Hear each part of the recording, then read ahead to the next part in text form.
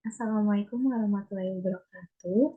Izin memperkenalkan diri, nama saya Devita Maranggraini dengan NIM 19210041 dari Program Studi Pendidikan Bahasa dan Sastra Indonesia, Fakultas Pendidikan Bahasa IKIP Siliwangi tahun 2019. Yang terhormat Ibu Dr. Haja Ris Rohaiti MPD beserta jajarannya, yang terhormat Dekan Fakultas Pendidikan Bahasa Ibu Dr. Haji Teti Sobari MPD beserta jajarannya, yang terhormat Ketua Program Studi Pendidikan Bahasa dan Sastra Indonesia Ibu Dian Santoja MPD. Sebelumnya izinkan saya untuk mengaturkan rasa terima kasih kepada Ibu Dian Santoja MPD selaku dosen pembimbing 1 dan Bapak Fianugraha MPD selaku dosen pembimbing 2 yang telah berkenan memberikan saran dan arahan juga bimbingannya dalam menyelesaikan skripsi ini. Pada kesempatan ini, saya akan memaparkan hasil penelitian skripsi yang telah disusun yang berjudul Pengembangan Bahan Ajar Modul dengan menggunakan model Discovery Learning berbantuan aplikasi Canva pada pembelajaran keterampilan menulis eksplanasi kelas 8. Adapun pembahasan yang akan saya paparkan yaitu 1. Latar belakang masalah, 2. Tujuan penelitian, 3. Metode penelitian, 4. Prosedur penelitian, 5. Hasil penelitian, dan 6. Simpulan dan saran.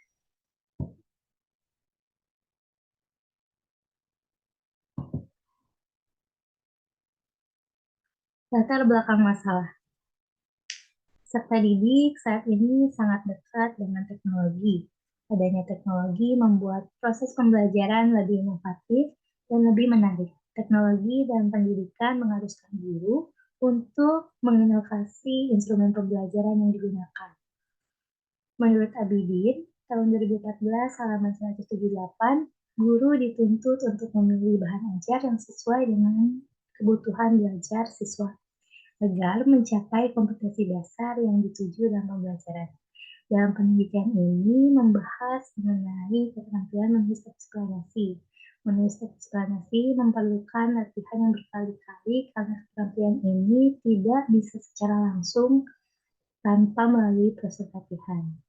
Kemudian, saya menelusuri kajian terhadap bahan ajar yang akan dikembangkan dan saya melakukan observasi juga wawancara secara langsung kepada salah satu guru bahasa Indonesia kelas 8 di SMP 1 Margasi.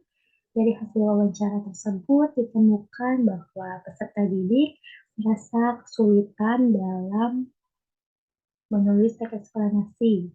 Hal ini karena peserta didik memiliki kemampuan keterampilan menulis teks eksplanasi yang masih rendah, karena mereka belum memahami materi teks eksplanasi.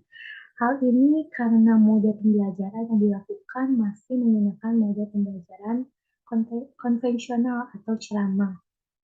Kemudian, pada penggunaan bahan ajar masih menggunakan buku bahasa Indonesia atau buku teks seperti buku guru, buku siswa, dan buku interaktif siswa, sedangkan guru memerlukan bahan ajar inovatif. Dari hal tersebut juga terdapat masalah dari guru, yaitu pada saat menyampaikan contoh atau penjelasan dari teks tertulis dan atau lisan, siswa hanya cuma tahu saja tanpa memahami lebih dari teks eksplanasi secara utuhnya. Kemudian, untuk meningkatkan kualitas proses pembelajaran tersebut, maka perlu adanya penginovasian dalam bentuk pemberian bahan ajar. Maka, saya mencanangkan untuk pengembangan bahan ajar e-modul materi teks eksplanasi menggunakan model Discovery Learning berbantuan aplikasi Canva. Selanjutnya tujuan penelitian. Tujuannya yang pertama yaitu melihat proses pengembangan bahan ajar materi tereksplanasi dengan menggunakan metode discovery learning berbantuan aplikasi Canva. Yang kedua yaitu bagaimana kelayakan bahan ajar materi tereksplanasi dengan menggunakan metode discovery learning berbantuan aplikasi Canva menurut ahli dan praktisi. Yang ketiga yaitu respon guru dan siswa terhadap bahan ajar materi tereksplanasi dengan menggunakan metode discovery learning berbantuan aplikasi Canva. Dan yang keempat, tujuan penelitian ini yaitu melihat kemampuan menulis eksplanasi siswa kelas 8 dengan menggunakan bahan ajar dan modul dengan model discovery learning berbantuan aplikasi Canva. Selanjutnya yaitu metode pembelajaran. Pada penelitian ini menggunakan metode penelitian dan pengembangan atau research and development. Menurut Sugiono, tahun 2017, halaman 297, metode research and development ini merupakan metode penelitian yang digunakan untuk menghasilkan suatu produk dan menguji keefektifan produk tersebut. Yang pertama yaitu adanya langkah-langkah yang menurut Sugiono ada 10 langkah. Ada potensi dan masalah, pengumpulan data, desain produk, validasi desain, uji coba pemakaian, revisi produk, uji coba produk, revisi desain, revisi produk, dan produk massal. Namun, pada penelitian ini, saya menggunakan langkah-langkah penelitian dan pengembangan yang sesuai dengan kebutuhan. Yang pertama yaitu potensi masalah. Penelitian ini berasal dari adanya potensi dan masalah. Potensi yang merupakan sesuatu yang memiliki kemungkinan untuk dikembangkan, dan masalahnya yaitu penyimpangan antara yang diharapkan dan yang terjadi. Terus setelah itu adanya pengumpulan data, di mana perlunya pengumpulan informasi yang dapat digunakan sebagai bahan untuk perencanaan pengembangan produk dengan memperhatikan kebutuhan dalam pembelajaran. Ketiga, ada desain produk. Rancangan ini dibuat berdasarkan penilaian terhadap produk sebelumnya, sehingga ditemukan kelemahannya. Pada langkah ini, produk yang akan dikembangkan mulai didesain disesuaikan dengan kebutuhan dalam pembelajaran. Selanjutnya ada validasi desain, di mana validasi ini merupakan proses penilaian terhadap kelayakan produk yang dikembangkan, yang dilakukan oleh para ahli. Selanjutnya ada perbaikan desain. Setelah adanya validasi, tentunya ada saran atau masukan yang harus dibetulkan. Nah, pada langkah ini dilakukan perbaikan dari kekurangan yang telah divalidasi. Kemudian ada uji coba produk atau terbatas. Pada tahap ini, tahap percobaan terhadap rancangan produk yang dikembangkan, namun uji coba ini terbatas, subjeknya itu hanya 15 orang dalam penelitian ini. Kemudian selanjutnya ada merevisi hasil uji coba. Setelah adanya uji coba terbatas, adanya masukan atau sepertinya kekurangan dari produk tersebut dan harus direvisi. Dalam tahap ini dilakukannya revisi tersebut. Dan terakhir, dilakukan uji coba pemakaian atau uji coba secara luas dengan subjek yang lebih banyak dari uji coba terbatas. Lokasi penelitian ini dilakukan di SMP Negeri 1 Margaasi yang bertempat di Kecamatan Margaasi, Kabupaten Bandung, dan subjek penelitiannya yaitu uji coba terbatas sebanyak 15 orang dari kelas 8B dan uji coba luas sebanyak 31 orang dari kelas 8C.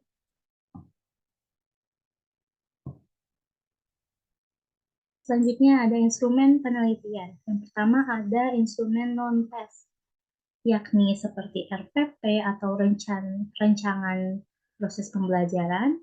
Ada lembar observasi, di mana lembar observasi ini terdapat pada guru dan siswa sebagai instrumen untuk melihat bagaimana aktivitas guru dan siswa saat pembelajaran. Kemudian adanya angket. Angket ini memiliki 10 pernyataan yang bermaksud untuk melihat bagaimana respon siswa terhadap bahan ajar modul yang dikembangkan.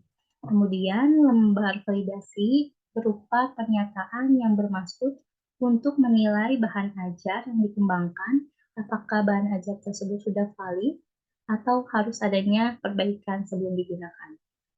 Selanjutnya, instrumen berupa tes, yaitu tes pengetahuan yang terdiri dari 10 soal pengetahuan materi teks eksplanasi dengan bentuk pilihan ganda, dan ada juga tes keterampilan yang berupa kegiatan keterampilan menulis teks eksplanasi. Selanjutnya ada hasil penelitian. Hasil penelitian ini ada dua. Yang pertama itu hasil penelitian uji coba terbatas di kelas 8B, yakni pada observasi guru mendapatkan 85,7% dan pada observasi siswa mendapatkan 94,1%. Kemudian pada hasil penelitian uji coba luas di kelas 8C, observasi guru mendapatkan 95% dan observasi siswa mendapatkan 96%. Selanjutnya ada hasil penelitian yaitu berupa kelayakan bahan ajar, di mana hasil rata-rata ini didapatkan dari total perolehan ahli 1, ahli 2, dan ahli 3. Ahli 1 di sini yaitu dosen pembimbing 1 atau Ibu Diana Santoji MPD.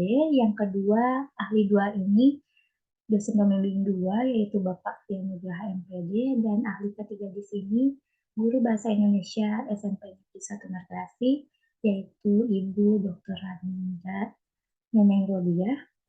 Nah, dari hasil ahli 1, ahli 2, dan ahli 3 mendapatkan total skor yaitu 257 dan rata-ratanya 85,6% dengan kriteria sangat valid dan interpretasi sangat baik. Hasil penelitian angket. Hasil angket ini terdapat dua, ada uji coba terbatas yaitu mendapatkan 80,6% dan hasil angket uji coba luas mendapatkan 80,5%. Selanjutnya yaitu ada hasil tes pengetahuan dan keterampilan. Hasil pengetahuan itu terdapat dua, yaitu pada uji coba terbatas mendapatkan 81,3%, pada uji coba luas mendapatkan 80,4%, dan pada hasil keterampilan menulis uji coba terbatas mendapatkan 78,3% dan pada uji coba luasnya mendapatkan 83%. Terdapat peningkatan pada hasil keterampilan uji coba luas dan terbatas yang dilakukan. Selanjutnya, simpulan dari penelitian ini yang pertama yaitu dalam proses pengembangan bahan ajar, aktivitas guru di kelas uji coba terbatas memperoleh persentase 85,7% dan 95,5% di kelas uji coba luas. Dan aktivitas peserta didik di kelas uji coba terbatas memperoleh persentase 94,1% dan 96% di kelas uji coba luas. Hal ini menandakan bahwa pembelajaran teks eksplanasi dengan bahan ajar modul berbasis model discovery ini berkategori sangat baik. Kemudian yang kedua ada kelayakan pengembangan bahan ajar dengan hasil validasi ketiga ahli memperoleh total nilai 85,6 yang dinyatakan produk tersebut sangat valid atau sangat layak. Kemudian yang ketiga ada respon peserta didik, di mana respon peserta didik terhadap bahan ajar ini memperoleh nilai 80,6 dan pada uji coba luas mendapatkan nilai 80,5. Yang artinya bahan ajar modul berbasis model discovery learning berbantuan aplikasi Canva ini mendapatkan respon yang sangat baik. Kemudian, kemampuan menulis peserta didik. Dari hasil penelitian pengetahuan, keterampilan rata-rata peserta didik kelas 8 dalam uji coba terbatas yaitu 78,5 dan 82 nilai perolehan pada uji coba terbatas. Hal ini menandakan bahwa dengan adanya bahan ajar modul teks eksplanasi berbantuan aplikasi Canva dengan model discovery learning ini sangat baik untuk meningkatkan kemampuan menulis peserta didik. Cukup sekian yang bisa saya sampaikan. Terima kasih dan mohon maaf apabila ada kesalahan. Wassalamualaikum warahmatullahi wabarakatuh.